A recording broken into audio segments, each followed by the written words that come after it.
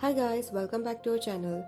In today's video, we are going to see the working of parking sensor using Arduino Uno and ultrasonic sensor. The basic principle behind its working is simple. Here the ultrasonic parking sensors use high frequency sound waves to detect objects. These sensors emit sound pulses that reflect off of nearby objects. A receiver detects the reflected waves and calculates the distance from your vehicle to the object. Now let's see how it is connected.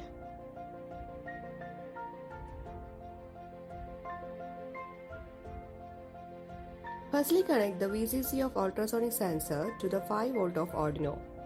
Also connect trigger and echo pin of sensor to the digital pin 9 and 10 of Uno.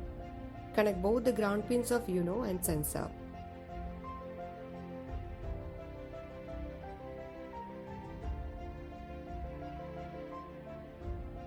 Now connect one pin of buzzer to the digital pin and the other pin to the ground of Uno board.